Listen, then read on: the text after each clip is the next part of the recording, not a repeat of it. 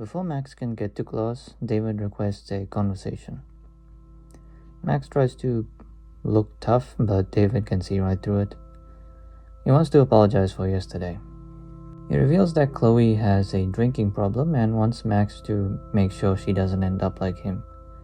Max, now a little more sympathetic, promises to be a good influence on her and also requests that David help Kate if he can.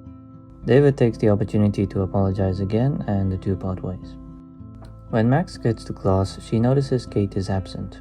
Unfortunately, Victoria comes about, but luckily Jefferson begins class soon.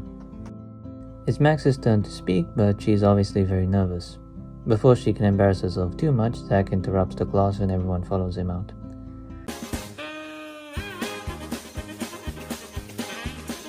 When Jefferson is alone, Nathan comes in, rather bummed out.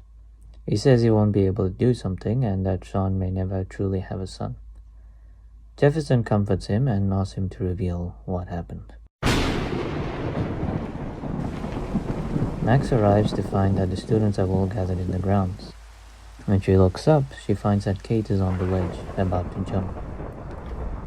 She's desperate to make sure this doesn't happen, but her body gets weaker and she faints. Kate is about to jump, but turns around when she sees Max has come over to help. At first, she refuses to come down, saying this will be the last time she can ever hurt anyone that cares about her. Still, Max does say the right things to help her down, before she fades away. Then Kate opens her eyes for real, but starts to fall unconscious. David rushes in to catch her, followed by Zach and Logan. He says he's taking her to the hospital, so the boys go down to clear the way. Max now appears to be feeling better, but can't quite stand up on her own. So Dana and Juliet help her to the side when the boys come down to split the crowd. David runs through the gap with Kate, and even though everyone is focused on that, Logan and Juliet do have a little exchange with body language. Later, Wells has a meeting in his office with Nathan, whose party Kate was drugged at, Jefferson, who should have known something was amiss, and David, who played a huge part in saving her but should have had those doors locked. He insists that those doors were locked, which makes Nathan feel quite guilty.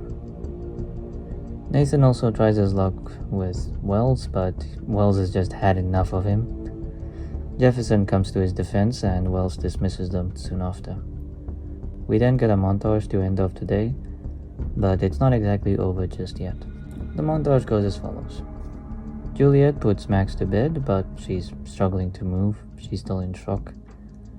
Dana and Warren visit Kate in the hospital. Victoria and Zach seem to have a change of heart.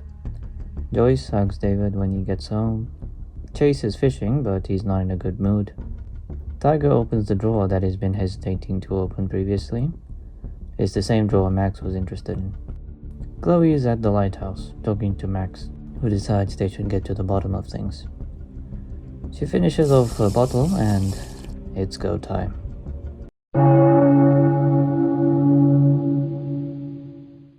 Later that night, Max gets a text from Chloe to meet her in front of campus. She's afraid, but she has to get out of her comfort zone. Alice, by the way, is Kate's bunny. Don't worry, they'll be fine.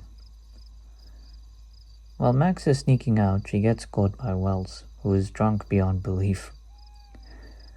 Max takes the opportunity to make him dance, which confuses him, so she could sneak out. There's a special reason why the story has so much dancing. Max continues, but we can see she's definitely popping about Mrs. Naidu. Remember, she's the ghost that haunts Blackwell at night. Booyah! After Chloe almost gives Max a heart attack, she reveals that she has some spare keys to break in. Max is slightly conflicted, but she has to do it. They find something when they enter. The door is already unlocked. They get as far as the secretary's office, but the keys can't open the principal's office. Chloe tries to pick the lock while Max goes to get a soda. Release the crack hand. While she's coming back, she gets scared by her own reflection. Chloe struggles to pick the lock, and when she looks for Max, she sees something odd. They eventually reunite, and Chloe insists that the door can't be opened. Things get weird because Max just somehow opens the door with no problem. They enter the office and look for clues. Max hears a sound and sees a cabinet door open. It was definitely closed when she walked in. Chloe searches the computer and Max brings over some files. Rachel's file is very good until it gets to the last part. Chloe's file is not so good. She takes revenge by reading Max's file. Max is upset at being called extremely nosy. Chloe finds Nathan's real file, which is really bad, but also there's a note that Wells tried to help him behind his father's back, so he must be quite a scary guy. They tidy up the place and leave, but not before Chloe almost takes the money from a handicap fund to pay back Frank. Max, of course, tells her to put it back, but after Chloe leaves, she looks back at the desk. When she gets back out, Chloe somehow convinces her to go swimming. Again, this was not my idea. They head inside the Otter building. That's not what it's called, I know. They go through the locker room and Chloe switches on the lights. Important thing to note, Chloe accidentally opens both the girls' and the boys' locker room. That will be important later. Max, during this time, Max snoops through the lockers and finds out that Tiger used to be an otter. Again, the reason for this is because, tigers like swimming and his personality comes from a tiger. It has nothing to do with me, I swear. In the pool, they have some fun, but don't realize that they're being watched. During a conversation, Chloe reveals something about Rachel. This is a clue as to who I based Rachel's character on, and it should be pretty obvious. Chloe also reveals some information on Tiger, as she used to go to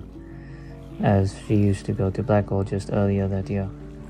He was friends with Warren since before coming to Blackwell, and even though she met Warren a few times, she only ever met Tiger once. He came to Rachel's birthday party but was in a rush to leave.